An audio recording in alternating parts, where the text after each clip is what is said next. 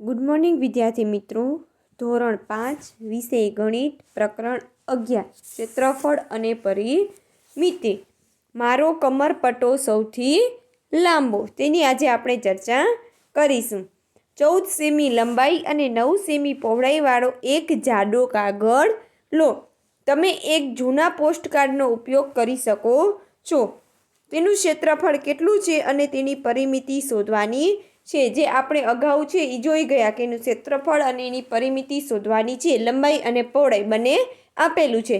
તો ક્ષેત્રફળનું સૂત્ર થશે લંબાઈ ગુણ્યા પહોળાઈ અને પરિમિતિનું સૂત્ર થશે 2 લંબાઈ વત્તા પહોળાઈ. આવી રીતે તમે લંબાઈ અને ક્ષેત્રફળ અને પરિમિતિ છે એ શોધી શકો છો. હવે તેમાંથી સમાન માપની પટ્ટીઓ કાપો. આ પટ્ટીઓના છેડાઓને ગુંદર પટ્ટી વડે જોડવાથી કમરપટ્ટો તૈયાર થઈ જશે. હવે અહીં છે એ કમરપટ્ટો તૈયાર કરવાનો છે. હવે બધાને નાની નાની પટ્ટીઓ કાપવાની છે અને કમરનો માપ લઈ અને કમરપટ્ટી બનાવવાની છે. હવે અહીં પ્રશ્ન પૂછવામાં આવ્યા છે કે તમારા કમરપટ્ટાની લંબાઈ કેટલી. હવે આપનો જે કમર છે એમની લંબાઈ કેટલી છે, તેની પરિમિતિ કેટલી. હવે આપણે એની પરિમિતિ પણ શોધવી પડશે.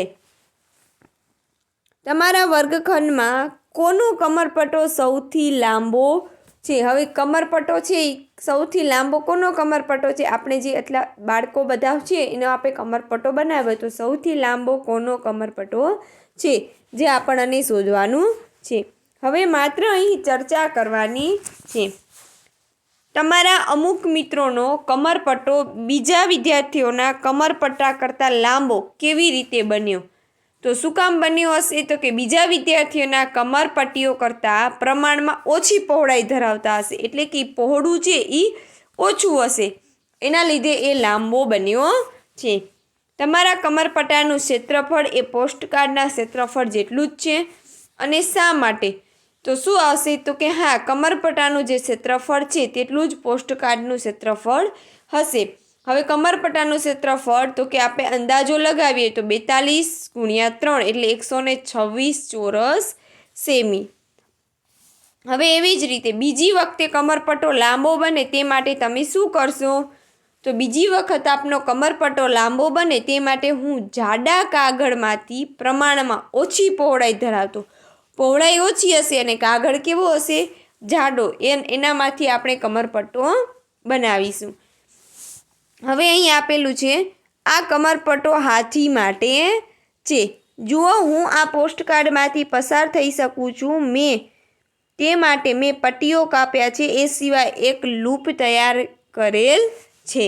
હવે અહીંયા કોયડા આપેલા છે કે શું તમે વિચારી શકો છો કે પોસ્ટકાર્ડને કેવી રીતે કાપવામાં આવે છે, તો તેમાંથી તમે પસાર થઈ શકો છો. હવે પોસ્ટકાર્ડને આપણે કેવી રીતે કાપશું અને કેવી રીતે એમાંથી પસાર થઈ શકશું. હવે તમે જોશો તો એક પછી એક કાપવાનું છે. એક નીચેથી એક ઉપરથી, એક નીચેથી એક ઉપરથી. તમે એવી રીતે કાપશો તો તમે પોસ્ટકાર્ડમાંથી આપણે પસાર થઈ શકશું. હવે દરેક જગ્યાએ માણસો જ માણસો. તમે આ રમતને મેદાનમાં રમી શકો છો. એક ચોરસ મીટરનું ક્ષેત્રફળ ધરાવતા 2 ચોરસ બનાવો. હવે અત્યારે આપણે અહીં 2 ચોરસ બનાવવાના છે. તમારા વર્ગને 2 ટુકડીઓમાં એટલે કે એ અને બીમાં વિભાજિત કરવાની છે. 2 ચોરસ બનાવવાના છે અને એને ટુકડીને વિભાજિત કરવાની છે એ અને બીમાં. હવે તમે રમવા માટે તૈયાર થઈ જાઓ. તમારી ટુકડીમાં આનો પ્રયત્ન કરી જુઓ. 1 ચોરસ મીટરમાં તમે કેટલા લોકો બેસી શકો છો. હવે 1 ચોરસ મીટરનો આપણને ચોરસ બનાવવાનું છે. એમાં આપણે કેટલા બેસી શકીએ છીએ, આ એક પ્રવૃત્તિ છે. તમે તેમાં કેટલા લોકો ઊભા રહી શકો છો. હવે આપણે બેસશું તો ઘણી જગ્યા જોશે, પરંતુ ઊભા રહેશું તો એટલી જગ્યા રોકાશે નહીં. તો તમે કેટલા લોકો બેસી શકો છો, કેટલા લોકો ઊભા રહી શકો છો. હવે છે કઈ ટુકડી તમે ચોરસમાં વધારે બાળકોને ઊભા રાખી શકો છો અને કેટલા વધારે. હવે ગણતરી કરવાની છે ટુકડી એ અને ટુકડી બીની. ટુકડી એમાં કેટલા વિદ્યાર્થીઓ બેસી શકે છે, ટુકડી બીમાં એમાં કેટલા વિદ્યાર્થીઓ ઊભી શકે છે અને બીમાં, એના બંને વચ્ચેનો તફાવત, અને કઈ ટુકડીમાં વધુ બાળકો ઊભી શકે છે અને કેટલા વધારે ઊભી શકે છે. કઈ ટુકડી તેના ચોરસમાં વધારે વિદ્યાર્થીઓને બેસાડી શકાય. હવે આમાં પણ બંનેનો તફાવત શોધવાનો છે કે કઈ ટુકડીમાં વધારે બાળકો બેસી શકે છે. હવે છે બી, તમારા વર્ગની લંબાઈ મીટરમાં માપો અને તેની પહોળાઈ પણ માપો. આ પ્રવૃત્તિ છે એ અત્યારે તમે કરી શકશો નહીં. શું કામ? તમે અત્યારે સ્કૂલે આવી શકતા નથી. તમારા વર્ગનું ક્ષેત્રફળની ચોરસ મીટર છે. તમારા વર્ગમાં કુલ કેટલા વિદ્યાર્થીઓ છે, આથી 1 ચોરસ મીટરમાં કેટલા વિદ્યાર્થીઓ બેસી શકે છે. જો તમે સહેલાઈથી ફરી શકો તેવું ઈચ્છતા હો તો 1 ચોરસ મીટરમાં કેટલા વિદ્યાર્થીઓ હોવા જોઈએ. આ પ્રવૃત્તિ છે એ અત્યારે આપણે કરી શકશું નહીં.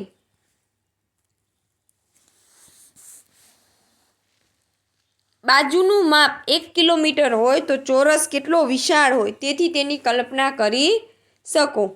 તેનું ક્ષેત્રફળ ખાલી જગ્યા ચોરસ કિમી હશે. 1 કિમી એટલે 1000 ચોરસ કિમી. હવે છે અહીં જમીનની વહેંચણી, જે આપણે અગાઉના તાસમાં શીખીશું.